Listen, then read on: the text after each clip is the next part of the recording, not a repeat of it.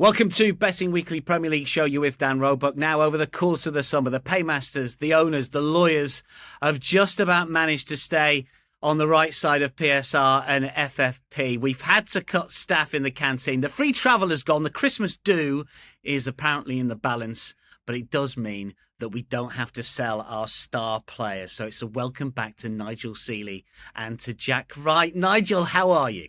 I was doing a lot better before that intro. The jokes haven't changed over the summer. The intros have got longer. Oh, dear, oh, dear, oh, dear. I'm looking for, actually, to be honest with you, I mean, I have had a whole summer off, really, watching no football whatsoever, been very much involved in the tennis. And, I've been watching Betting Weekly Live, watching Steve Wish giving picks on the Faroese Leagues and the Maltese League, the only Maltesers I eat are the Cadbury's variety. But I'm there now. I'm getting excited because the proper football is back. Looking forward to the Premier League. An exciting Premier League, very, very open Premier League, and I'm looking forward to working with one of my best mates in the industry. Good guy, bloke I've known for many years. Good old Jack Wright. Jack, are you set? Are you ready to go again? Oh, absolutely, yeah. Looking forward to it very much. It's been a beautiful summer, and now we're back in full effect. And I'm glad we've kept the star players and me and Nigel as well. So happy days. Let's crack on. I love it. Look, this is the preview show. So under the spotlight, we've got futures markets, title, top four, top six, top scorer, relegation, and so on. We will dance our way through all the major markets. We'll get some picks from the boys as we go. We're going to kick off with the outrights for the Premier League. Who will win the title? Now, Nigel, Bet Rivers sort of make this a three-way go for the title, maybe four if we include Chelsea. I'll get your thoughts on the contenders and we'll get some picks. We'll get some top four thoughts as we go here. Liverpool, Nigel, plus 175 this time around. They were plus 750 last season. They've lost Trent Alexander-Arnold and Luis Diaz, and Mo Salah's going to be away on AFCON duty, but they have invested heavily. Are they value at plus 175? How do you assess Liverpool this season? Well, the first thing you've got to say is obviously future markets, you've got to invest your money in for a very long period of time. So it's not something that a lot of people really want to get involved in. They much rather get involved in a big price one to give them some interest. But the Premier League never really offers you, especially on this particular market, doesn't really offer you much for your buck in terms of what you're going to get your return for your money. But in terms of betting and in terms of excitement, I think this must have been one of the first times I can remember in a very long time that four teams in the Premier League have been single figures. I can't remember the last time four teams are. Obviously, the market's been dominated by Manchester City. They're in complete transition at the moment. Answering your fact of whether Liverpool are value at plus 175, I don't particularly think they're much value. I don't think anybody is much value at plus 175 in the Premier League title race. I would expect teams to take points off each other. I would expect it to be a little bit closer than last season. But if you're asking me if they're going to win it, the answer to that question is yes, I do. I think Liverpool will win it. Where are they value at plus 175? They did open up plus 225 and people took that. But there is one signing that potentially could make them value and will make them short. And if Isak goes to Liverpool, they suddenly become a plus 150 chance and perhaps even shorter than that because the market will react to that move more than any market move in the whole summer. So, yes, answer your question, not really much value, but will they win it? Yes, I think they will. Are you a layer or a player when it comes to Liverpool, Jack? Oh, an absolute player on this one. I'm very strong on Liverpool to win the title this season. I think they've got a better chance than probably what Nigel's saying there. I think they win it. They won it by 10 points last time round. They kind of took it out of gear and cruised over the line just after Christmas, really, wasn't it? It felt like they never looked in doubt last season. And if they'd stood still, I'd think there's a chance for the others to close the gap. But the fact that they've kicked on, and like I think Alex Ferguson always used to say that when you're in a position of power, then's the time to strengthen, and they've done that. I think they've released pretty shrewdly. I think they've covered the exit of Trent very, very well. They've got a couple of options that side there now. They've lost a couple of fringe players. Yes, they've lost Luis Diaz, a player I really, really like, but look, they were struggling to try to fit him and Gakpo into that side. So it seems that Gakpo's got that spot now. Ekitike there is another very nice pickup.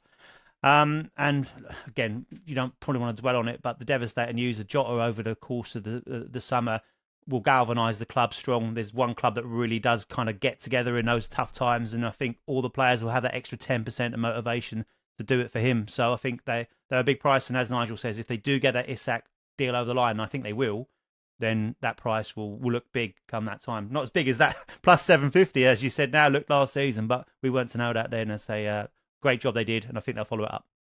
I'll get the boys' top four in order in just a sec, but we'll just continue taking a look at the contenders. Nigel, what about Arsenal then here? They are slightly bigger in terms of the odds than they were last season, plus 225 as opposed to plus 180. I mean, they seem to have done good business here. We talked all last season. They haven't got a striker. Injuries hit where the squad is bigger and Gyökeres has come in. Are they not value at plus 225?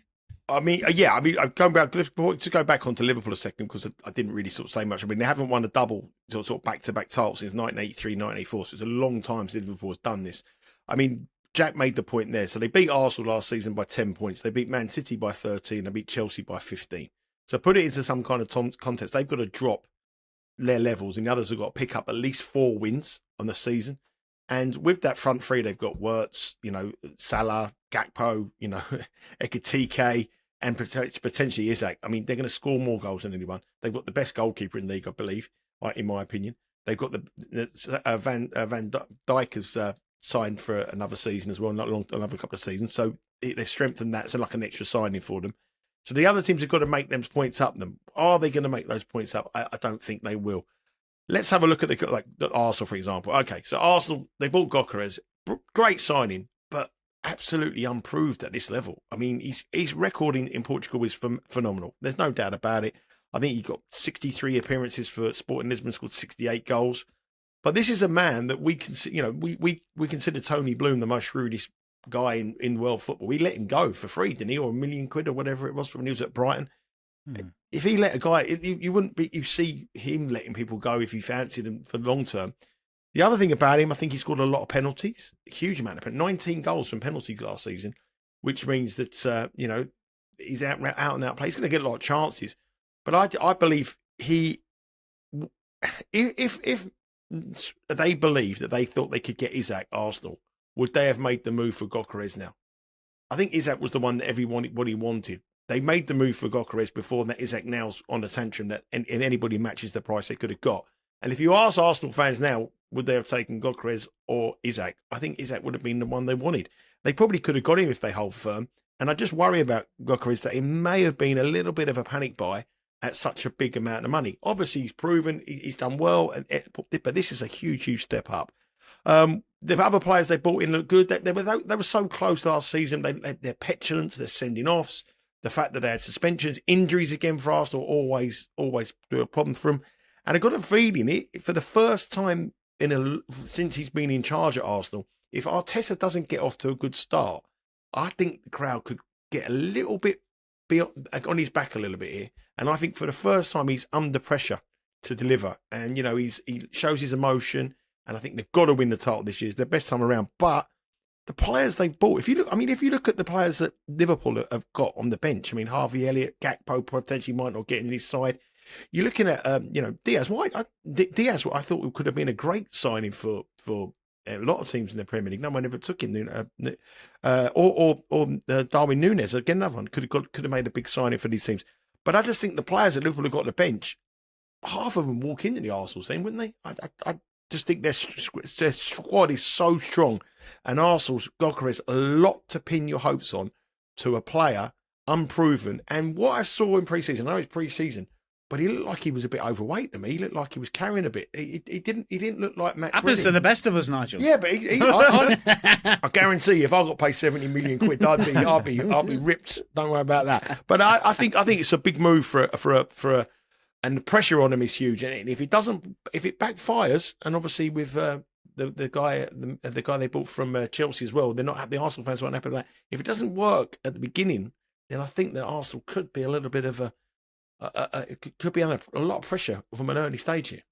Yeah, maybe fading Arsenal from Nigel's point of view. Jack, how do you assess the Gunners' chances? Yeah, I think okay. I think they'll fall short again. The Gyökeres signing, I'm with Nigel on that one. Another stat that I had, just to add kind of more power to that argument from Nigel, is that 31 of his 39 league goals last season came against sides in the bottom 11. So you would suggest he's something of a flat track bully, which, yes, Arsenal kind of need that. They need that guy that's going to be able to put sides to bed. I think he'll still score a fair amount of goals, 15, 16 maybe, But I don't think many of them are going to be those crucial goals that are going to get you over the line against the Liverpool, against the Manchester City, against Chelsea. Those top sides are going to be those 6-pointers. So, yeah, an okay signing, but he is unproven. Like Championship level, he didn't really set the world on fire, and he's gone over to Portugal, and we'll work out and see how good that is in the coming months. Very exciting on that one. But yeah, I think they'll be there or thereabouts again, but fall short. And so the big signing for me, I think, which will release a player I really do like. Bringing in Zubamendi in that holding midfield role will release Declan Rice further forward, I think, which will he's a player that I've kind of got an eye on, ready to see what the markets are like there. I think he'll be a bit more advanced and get more involved than he even was last season. It sounds to me like you're both suggesting that maybe Arsenal won't be the closest challengers to Liverpool. Jack, will Manchester City be? Obviously, they've been the team over the last decade and beyond, and it's strange to see them as third favourites for the title. They did their business pretty early, and indeed in January as well. Are we not ready for another regen from Pep? What do you think? Jury's still out for me on that one.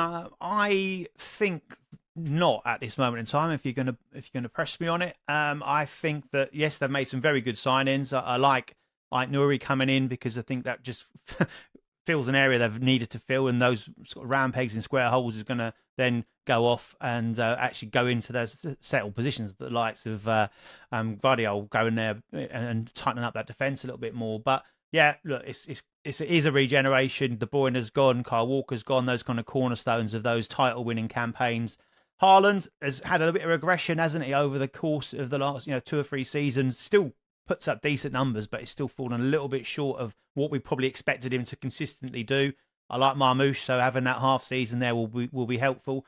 The other new signings coming in, we'll have to see if they can hit the ground running, how much game time they get, the usual kind of Pep roulette scenario there. My concern with them is that second half of the season, it looked like they'd said, look, we've had a terrible campaign by our standards. We'll now kick on for the second half. They got to the FA Cup final. They had the opportunity to win a trophy in a season which was poor for them, and they fell short, and woefully short in that particular game, and not taking anything away from Crystal Palace, who did superbly well on that day. But the Manchester City of old, they were killers at that part of the season. They finished super, super strong. They won trophies. They got the job done. They fell short in that. They then went to the Club World Cup. All right, not the biggest tournament maybe, but to lose to Al Hilal in that stage of the competition they did would ring alarm bells to me, as they're not the assassins that we've seen over the years, and there's still work to be done. And I think, so Pep, I'm still not 100% certain he's completely bought into this whole project going forward. So again, the start's going to be crucial to them. But for me, yeah, I think I actually have them fourth. Okay. Nigel, your thoughts on City? They won more points than anyone else in the second half of the season. But this time last year, when we talked about City, you had it right. You said, I'm not sure about City here. You faded them last season. You made your money fading them last season. What are you doing for the 25-26 campaign when it comes to City? I'm fading them again. I mean, I think they're in such transition. The players coming in. They're going to lose Mamouche as well to the AFCON, which is going to be a bit of a blow for him. So I expect a good start to the season for him. I think Jack's absolutely spot on that they've got to get off to a good start, but there's so many new players that he's blending in, and the fact that the performance in the Club World Cup was so shocking because they wanted to win that. I don't care what you say, they wanted to make a marker. Guardiola fancied that tournament, and they didn't perform, and they got conceded 4 goals against Al Hilal, which is just not good enough from this Man City side. They have a tough opening set of fixtures as well. They got Tottenham, a new look Manchester derby's really early. Then they go to Arsenal before the end of September. So we'll know all about Man City early doors. But I think it's too many question marks, too much of a risk with some of these players. Haaland didn't look the same player last year. He didn't at all look comfortable. I think it's a new system they've got to put into place very quickly. They were relying on a lot of youngsters as well, playing a little bit out of position as well. They don't know the best positions for these players. And I don't believe that they're any value at plus 333. I think they may potentially do well in the cup competitions they do in every single year they play. And I think they may be looking to do a little bit better in the Champions League. But a plus 333 to win the Premier League, no, I wouldn't have them in the top 2 either. Nigel, you alluded to the fact that maybe it is a 4-horse race, and we've got 4 teams in single-figure odds. Plus 900, Chelsea 9-1. News coming through just today that it looks like Colwell's going to be out for a considerable amount of time. I worry about their defence, but they have got some fantastic attacking players, and they've signed well. João Pedro did brilliantly in the Club World Cup. Are they genuine title challengers for you, Nigel, Chelsea, this season? Well, I also think the other thing I didn't say about Man City as well and Chelsea, I always thought that the Club World Cup will have taken a little bit out of you. And other teams have had little, practice matches, pre-season matches in conditions they're more favourable with. The fact that these players have travelled from America, have come across here, and then they've got into the season as well, without rest period that others have. I think it might take a little bit of toll out of Chelsea, but they've got a squad of 146 people, so they should be okay. Madueke was the guy, obviously, that's gone to Arsenal, which I think is a good bit of business for Chelsea to offload him and bring in some other players. Pedro is an exceptional signing, and all of a sudden, his chemistry with Cole Palmer was all clear to see. I think Chelsea's whole hopes hinge on Cole Palmer. If Cole Palmer produces the form that he did in the Club World Cup week in and week out, which he did at the early start of the last season, they got down to plus 350 to win the league. Yeah. And that was because Cole Palmer was flying. When he went off it, Chelsea weren't at it. They're very much reliant on him. I'm going to come on to him a little bit later with some of the bets that I have. But this is a young Chelsea-looking team. I think there's other teams better positioned this season to challenge, but they're going to improve on last year. But to win the title, no. Cup competition, yeah. Top 4, yes, for sure. Should we dismiss them, Jack, because they are the world champions after all? As Nigel rightly points out, they traded around about plus 350 for the title in December when they were second and hard on Liverpool's heels. What's your assessment of Chelsea? Very similar, really, to be fair. I like them. I think Maresca kind of proved himself a little bit over the course of the season, and also in that final against PSG, where PSG's strength was, he used it as their weakness, and that was a very impressive display. So that's probably given him a little bit of credit in the bank. For that's worth at Chelsea, we'll have to wait and see. But no, I think it's a young squad, so another year of experience in the Premier League, some good additions again, as you'd expect. I'm with you that defensively there's question marks about them, but going forward, they're one side that certainly could cope with competing in multi-tournaments with the strength of depth they've got in their squad. And I love they've got a plan B up top now with Rory Delap, not Rory Delap, his son Liam Delap, who is, the long throw plan B, always works, never fails. And but I just think, an old school striker, they haven't really had that. They've now got that opportunity that if they need to try and break someone down or mix it with a more physical side, they've got a battering ram up there that they can actually do something a little bit different. So not that many sides have got that option anymore. It's kind of much of the muchness. They want to play technical and to feet. So I like what they've got, but again, I think they'll be in the top 4 certainly. I've got them third, but I think that they'll just fall short, although put a good effort up. But expect them to win more silverware somewhere. Nigel, most likely winner of the Premier League this season, best value. Is it the same team? What do you think? I don't think there's any value in the Premier League market, but I do think Liverpool will win it. Plus 175. Would I be betting it? No, I wouldn't be betting it. I wouldn't be betting my money on something at plus 175 throughout the season. I do think at one stage you may get a little bigger price than that because you do. It's a long, long period of time and prices just don't go short all the way. But they won it in a canter, 10 points last season. And you've got to remember, they didn't win their last 4 matches. So they could have won it by more than that if they needed to. They could have clearly, really, on what we saw in the season, they should have won it by more than 10. Say 14 points is a clear reflection. I would argue they're much stronger this season, even with the departures. And other teams, like I say, Arsenal, Man City and Chelsea have got to close the ground on them by about 4 wins, 5 wins. And Liverpool have got drop points. They don't drop points at home. I can't see anything other than Liverpool win. But a plus 175... I think it's a little bit too short to tie your money up. Jack, is that a play for you, though, plus 175? Well, in the insider, the odds at that point in time when we put the preview together, I put them up at plus 195, so that was a bit more palatable. So I still think that, I can't see anyone coming close to them. I think they win it, and they win it well this season. So they are the winners for me, and therefore I wouldn't really want to be taking anyone else because it's one of those 4 realistically at a push. So no, it's just all about Liverpool for me. Let's see if the boys think that one of the teams that we haven't talked about yet might kick on to the top 4. We've got top 4 prices, of course, available for you. And I guess to a certain extent here, you're looking at, I hate to say, but maybe Manchester United, the way that they've signed some players, Nigel, here, because suddenly a forward line of Šeško, Cunha and Mbumo makes them look maybe a side that can break into the top four. I mean, they're plus 300 now for a top four finish. How do you see United getting on? Well, I remember having this conversation a few years ago about Man United, and someone said they spent 70 million on this next Haaland called Højlund, who's going to be a sensation. It didn't really work out. Some of the you could list some of the players that they've bought and said the front three of these and the front three of those in the last 2 seasons. It just hasn't worked. There's something not right at Manchester United Football Club. The manager obviously has been given money. He's going to be under huge pressure. He's wanted to change the whole system of the club. Luke Shaw has come out and said that the dressing room was a toxic place. It's not so much anymore under the manager. He's tried to implement a lot of changes in a very small period of time. And when you make so many changes, it takes time to go. If they all come in and show their form, what they did for their other clubs, then yeah, and boom, Acuna will happen, and Tesco will be brilliant for Manchester United. But those recruitments look to me recruitments for the future rather than for now. The now steady the ship. The now's try to get us into top 6, see what we can do in the Champions League, attract new players into the club as we build, and a building process to challenge in 2 or 3 years' time. I think Man United and Tottenham here in this market, top 4, top 6. These are 2 sides that were fighting out relegation last season, just because they bought a few players and they've got and they've got a new manager in now. I don't think they're ready to challenge for the top 4. I mean, let's be brutally honest. The top 4 are leagues above everybody else in the Premier League. We are Liverpool, Arsenal, Man City, Chelsea will more than likely finish in the top 4 spots. But the one team out of that sort of next 3 to 4 there, you've got Man United, Aston Villa, Tottenham.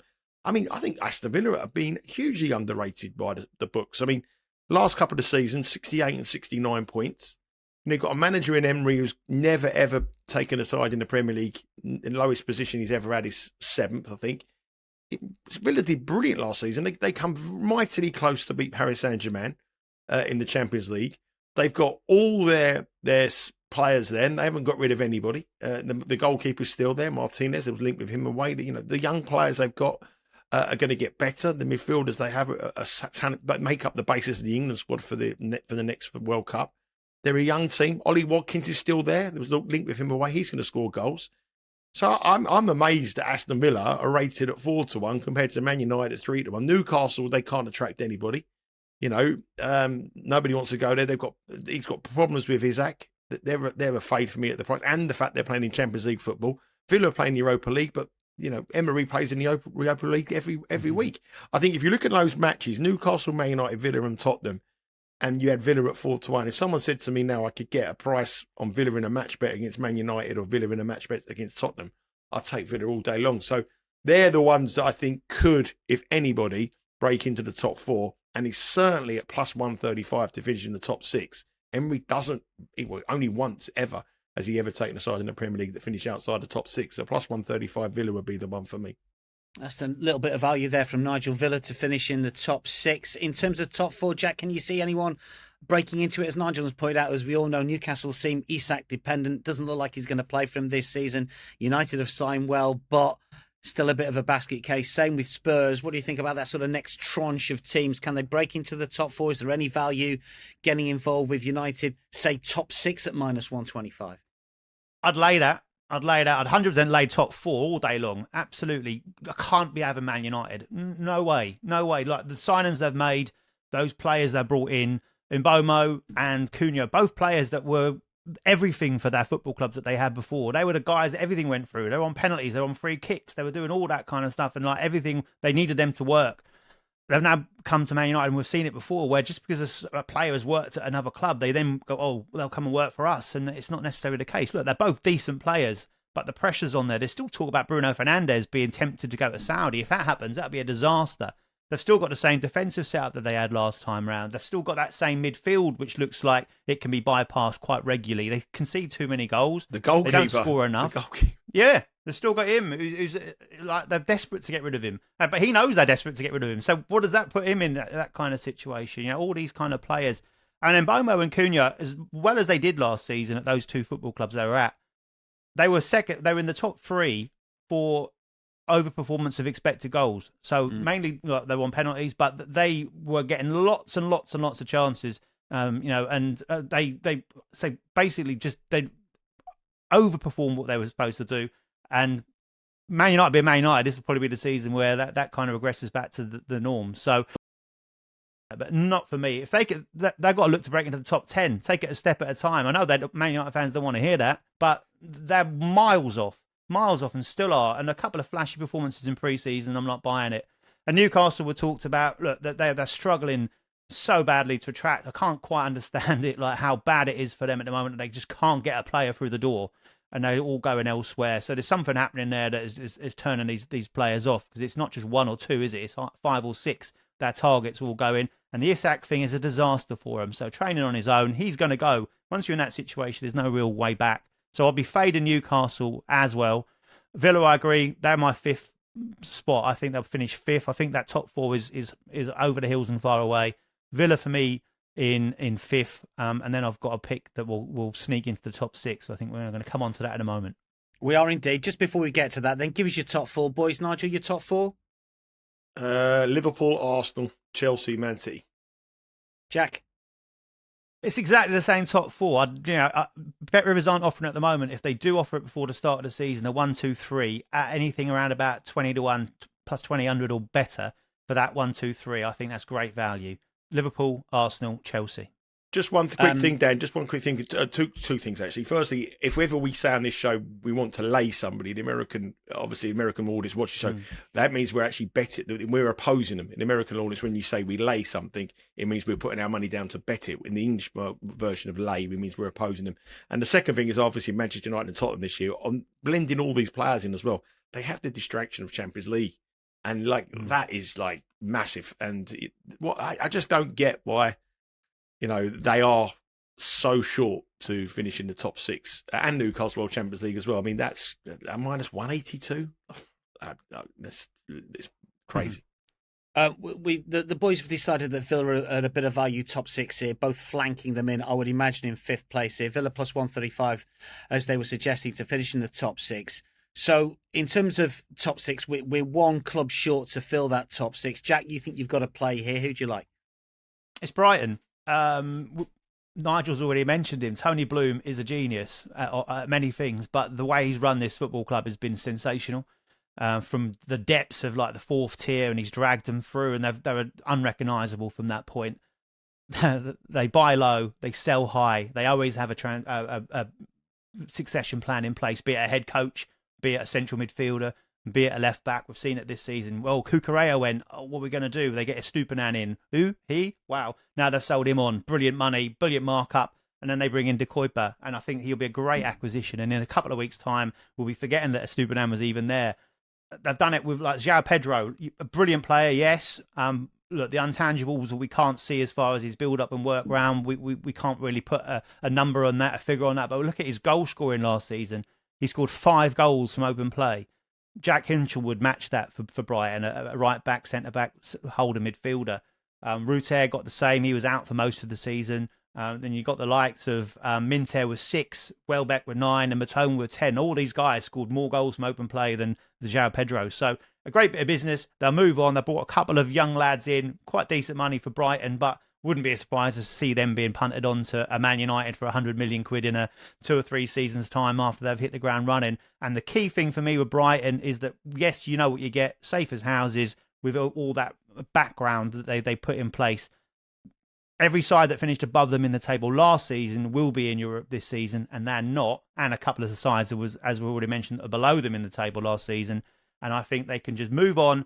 And they just fell short last season, but with no distractions around it, unlike the others, I think they can sneak into that top 6 at a really good price, by the way. That's the value play for me at plus 500.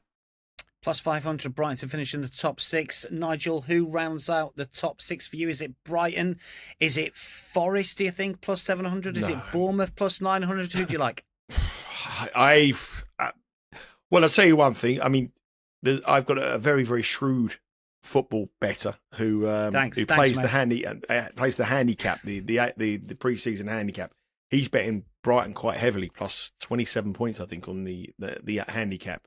So given that he's shrewd and Jack is extremely shrewd as well, I'll be foolish not to agree with Jack. I'm going to have exactly the same 6 as Jack. Exactly the same order. Brighton, 6th place. Interesting. Well, look, if you like what you hear on our show, sign up for our newsletter, get exclusive tips and the free Insider magazine. Sign up for free at bettingweeklystudios.com twice a week. Lots of picks, plays and stats for you to take a look at. What we can take a look at next is the relegation betting here now in 23-24. 3 teams that came up, went straight back down. And of course, Nigel, the same thing happened last season. I did see 2-1 midsummer. I can't remember the bookmaker about the 3 teams coming up, going back down again, but I think it's going to be different this time around. I think Burnley are probably going to go -305. They are very, very short. But Sunderland have spent and Leeds have spent as well, potentially shrewdly. What do you think relegation market? Just give us your thoughts on those promoted sides, Nigel, first up. Well, Sunderland have spent absolute fortunes on a lot of players, in that they're getting a huge amount of money, so they're giving it a right go. Decent manager, fantastic crowd, as we know. So at -250, I think they could perhaps surprise everybody. Again, it's all about the start for these. They've got to get off to a good start. If they get off to a bad start, as we saw last season with the teams that went up, Southampton off to that terrible start, and it was too much for them by Christmas. So they've got to get off to a good start. And I think Sunderland with the home crowd could give them some points, and especially at home. I think it might be very difficult to beat home, and with some quality as well they brought in from Premier League experience. Leeds, you know what Ellen Road is going to be like. Burnley I worry about, obviously. The other reason I worry about Burnley is I think they're the weakest team in the league. They've obviously got rid of their goalkeeper, Trafford, he was brilliant last season, which is a massive blow for them. But the other thing I worry about Burnley is I think that Scott Parker is a young manager that I believe other clubs, if they get off to a bad start, may be looking at. I think Fulham this season, their manager wants out. Silva wants out. And I think Fulham will look at him as a target.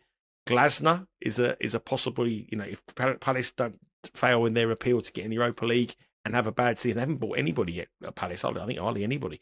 So Glasner could go. Palace would be interested in Scott Parker, and obviously West Ham.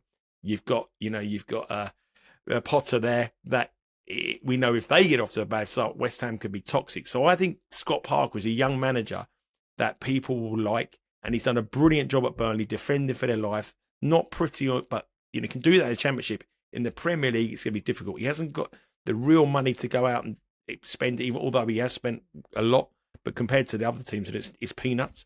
But I've got a feeling that if one of those teams sell their manager, a return to London for Scott Parker may be very appealing. And I think if he goes, the ship sinks. So Burnley -305. Do you want me to do the other two, or do you want to go to Jack? No, what you're saying? You mean your 2 that you're going to go? They're thinking to go down. Yeah, do you want me to do the 3? Give us your 2. Yeah. Go on. Brentford, I think at 3-1 is a big price, and I think that will start short. Obviously, got rid of Mbumu, got rid of the goalkeeper. He had more shots than any other. Flecken had more shots than anybody last season. Obviously, brought in Kelleher from Liverpool, but I think Kelleher is a player that everyone rates him, but I've still got major doubts about him. Even though he's done well, I think he's not going to have the amount of shots he's going to have as a Brentford manager. He's not going to be a goalkeeper. He's not going to be the same as he is at Liverpool. So I think that's going to be an interesting signing to see. And obviously the manager, Keith Andrews, very, totally inexperienced. Big question mark. Big question mark. Obviously we're doubting Benham, is another genius and knows football analytics and data. So you've got to, and obviously the captain's gone as well to Arsenal as well. So I think 3-1 they could struggle. And I think Wolves, I think Pereira is going to have a bit of a after the honeymoon period is over for Pereira, and Wolves have a terrible record in the Premier League. If you look back through in August, they have an awful record. They hardly win a game in August. And if they get off to a slow start, and Pereira hasn't got that sort of feel-good factor, when he took over, they were sort of destined for the drop last season. Then he took them into the sort of almost into mid-table. Brilliant turnaround, but a new season, not many faces coming into Wolves. I think that Wolves at 3-1 could be in a bit of trouble as well. Yeah, a little bit of value there with 2 of your picks with Brentford and Wolves. Jack, who are your bottom 3 this season? Who's going to go down? Burnley, but I think we've both been pretty damning on Burnley for much of those reasons. Again, they massively overperformed their expected goals against last season by about 20 goals, and then they've lost their goalkeeper and a central defender in Egan Riley as well. And that says to me that they give up lots and lots of chances. They've just been able to defend those chances. They won't get away with that in the Premier League. Vincent Kompany found that out a couple of seasons ago, and they were terrible. Expect more of the same from them this time round. wouldn't be backing them at minus 305, but what I would back is for them to finish bottom at plus 175. That suddenly seems a much better price, because I think Sunderland and Leeds have got a much better chance of survival, mainly because of the infrastructure as well. Both those sides are going to have 40,000 fans screaming them on every single week, passionate, enthusiastic fans that are so excited and behind the team. Burnley, 10, 12,000 fans in their stadium. It's not the same vibe. And, Regis Labrice at Sunderland's got his new contract, so the stability's there. The players that they've brought in, Sunderland, have been brilliant. They've spent $20 million or more on five players. And the one thing I was doubting about is they're a very young side. So would they be able to kind of have that know-how, that experience? And they've gone and brought in Granit Xhaka, which was completely left field for me. Caught me by surprise. And you couldn't get much more Premier League experience than that. He's been away to Germany and done exceptionally well over there as well. As long as he can keep his head and not get suspended too often over the course of the season, he'll be vital for them in the middle of the park as well. So, I think that's a really shrewd piece of business, and they've got a lot going for them. I still think they'll probably go down. I think two of the promoted sides will go down. There'll be one other, but I think it'll be closer than it has been over the last couple of seasons. I'm going to favour with Leeds to stay up because I like what they've done and they've strengthened defensively. If they had a different goalkeeper last season, they'd have won the championship by a lot bigger margin than they did. It was goal difference in the end, but they still won 100 points. But I think the fact that they've got a new goalkeeper and two or three big, strong, dependable centre-backs, they've focused on that area of the team. I like that a lot, as long as the crowds as well is a big plus for them. But I'm with Brentford going down also. Plus 300, I think, is a huge price. To lose your manager, and not just a normal manager, this guy kind of built that Brentford from the championship up through. He's been sensational for them. Everything's gone for him. He has been Brentford over the last decade, really. Mbomo, top goal scorer. Lose their captain as well. Probably going to lose Wissa also. And they've not even replaced any of those with any real talent. And again, the manager they brought in with zero experience anywhere else. I think Matthew Benham, massive gamble, which we normally know he normally wins. I think this one he's going to lose. Yeah, interesting stuff. Just before we move on to top goal scorer, just one team I want your thoughts on, boys. What about Everton, Nigel? I mean, into a new stadium, we've seen teams struggle in new stadiums. How are you assessing Everton this season? Do you think they'll go down? Are you fading the first few matches? What do you think? I think they're going to have a good year. I was going to come on to Everton a little bit later on in one of my best bets of the season. I think they're going to do all right. I mean, they've got a new CEO who's a friend of ours, or friend of, Angus Kinnear, who's gone there. Mm-hmm. He's a very shrewd operator. He was formerly at Leeds, formerly at West Ham. Yeah, and he's gone to, and he was the man who brought the Emirates. They took over the Arsenal, the Emirates. He brought West Ham into the new stadium, got through that, and now Everton here, and they're being linked with some good players, very good players. There's other teams in that area of the table who aren't buying anybody, but there is talk about Jack Grealish going there, and he's odds on to go. He's like minus 250 to actually go to Everton. They've brought in. They're trying to get the youngster from Tyler Dibbling from Southampton. Dewsbury Hall from Everton, which is a brilliant signing.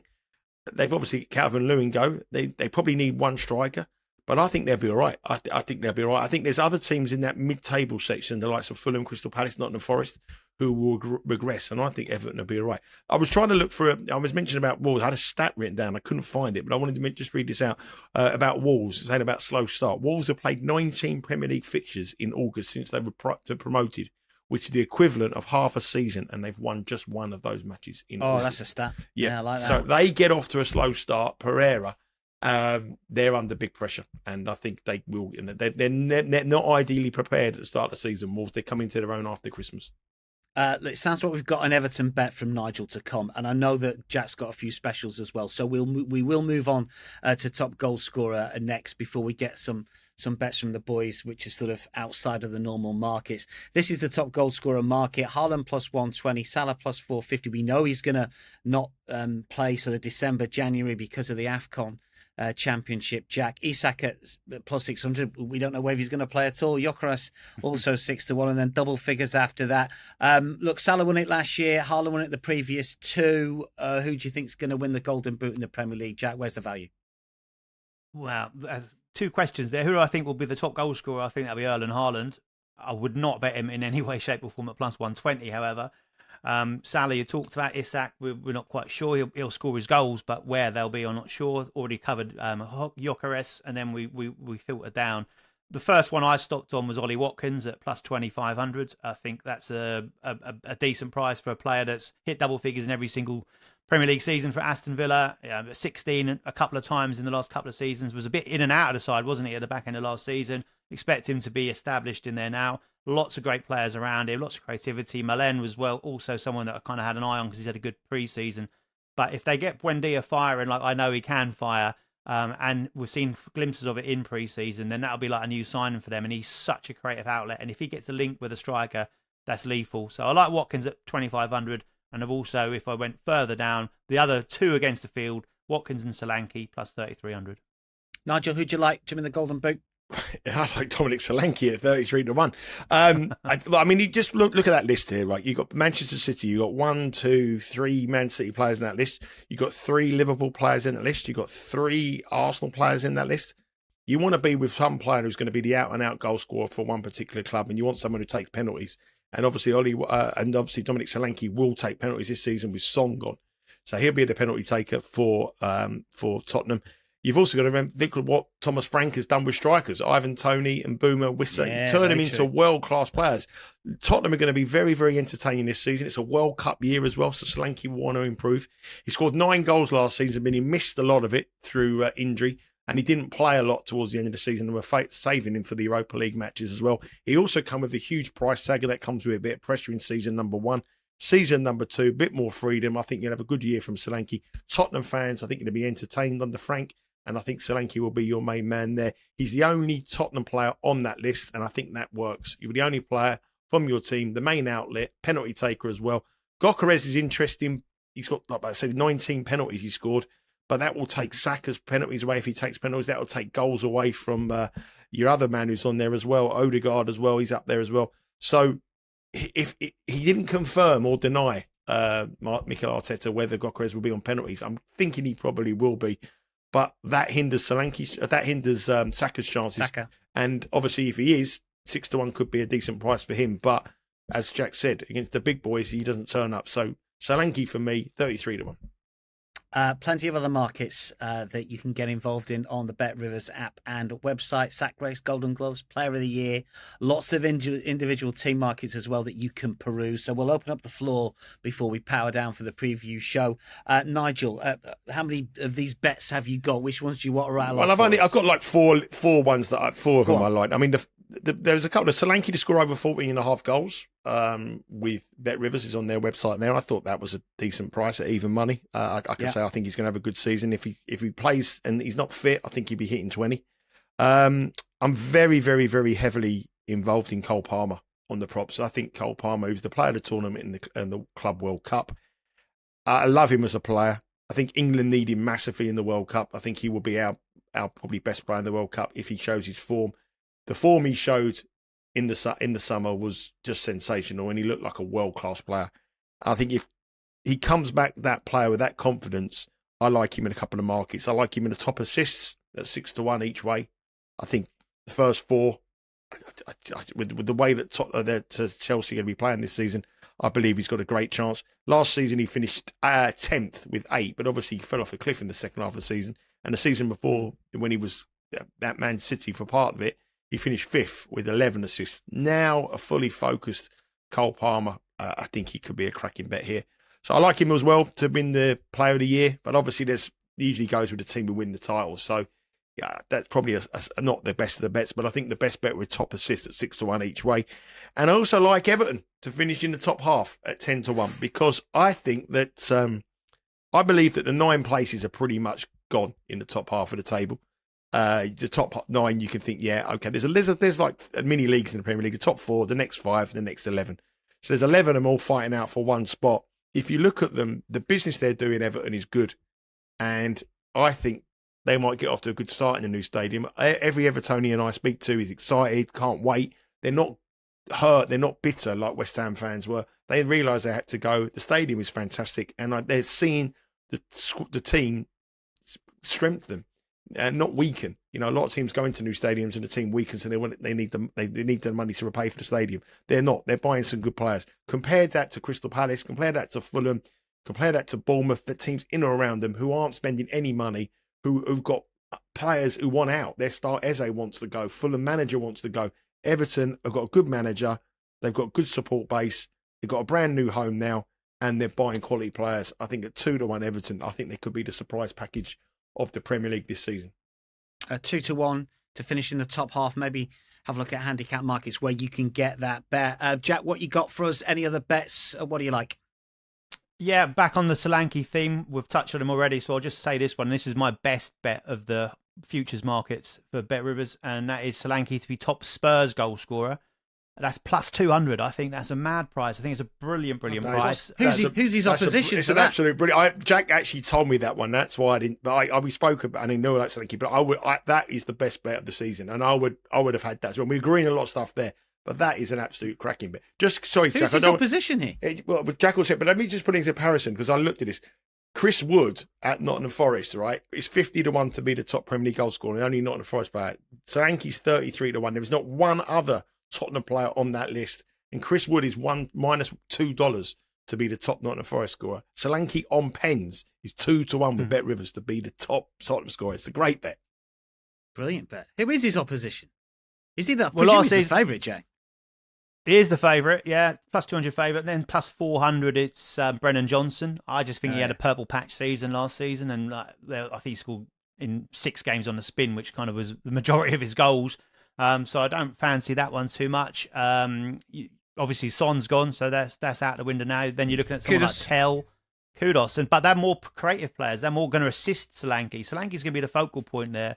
And Nigel touched on it with Thomas Frank. His record with strikers is phenomenal. You go back to as far as Neil Maupay, like that was the highlight of his career when he was under Thomas Frank at Brentford there. Ollie Watkins was at Brentford there. Incredible stuff. Got him his big move and kicked him on. Then Ivan Toney, and then the 2 from last season, Wissa and Mbomo. So he's got a track record with that. He'll get that, and he'll get the best out of Solanke. He was kind of all over the place last season. A few injuries and the injuries behind him.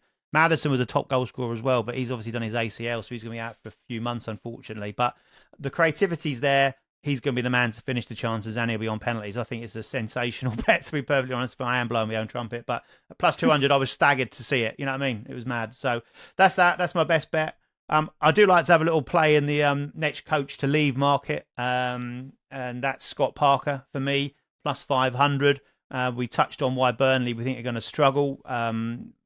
He's got form for it before, where he started kicking off about Bournemouth, where he was saying about not having the funding and the squad not being good enough to compete, and they got rid of him in August. Prior to last season, the last 5 managers have always been from a newly promoted side. I think Regis Labrie is out of the question. Farker, there's question marks about. And we touched on the start. Burnley's start is horrific. Away at Tottenham, then home to Sunderland, which is obviously massive. Away at Man United, home to Liverpool, home to Forest, away at City, away at Villa, then home to Leeds. Massive games, really tough games, and I think they're going to get off to a really slow start, struggle, and could well be the first one gone. At plus 500, I think it's a decent price. My last one, David Raya, Golden Gloves. I put it on the show last season. We got a split win for that because he shared it with Sells. Do they get one glove each? Is that I think so. Yeah, I think so. Yeah. But you having that one, Nige? You having that one? It's a tough crowd today, and for the rest of the season probably. But Arsenal, I'll move on. Arsenal, best defence over the last 2 seasons, and they've brought in that, as I said, Zubimende, which I think will make them even tighter defensively. And there's transition at like Liverpool and a couple of other clubs, so I think they'll be the best defence again, and therefore Raya has got a more than good chance of picking that award up, which is again at plus money. So they're my others to consider. Brilliant. Brief recap then. Nigel, your title winner is? Liverpool. Jack, you're going for? Liverpool. A surprise package from the rest of the Premier League. Jack, who do you think might improve? If you want to say Brighton, they're at plus 500 to break the top 6. I think that's a great price. That'll do. And for you, is it Everton? Yeah, Nigel? I think Everton do right. I think everyone's factoring this move to the stadium, but I think fans realise it's time, and I think they're excited by it rather than angry about it. Yeah, Everton. Brilliant stuff. And we're all on the Solanke train, plus 200 to be the top Spurs goal scorer. Is that the general consensus of the best prop bet, the best futures, Nige, Jack? That's the best bet, yeah. Brilliant That's stuff. the best bet.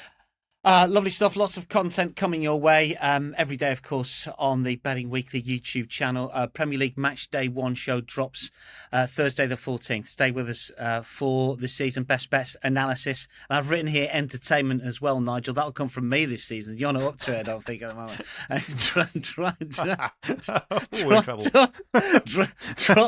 Drop your best bets. Stay with us. Drop your best bets for the season in the comments. It's always interesting to see who you are betting this season. Nigel, Jack, thanks for your company. Good luck, everyone. We'll see you next week.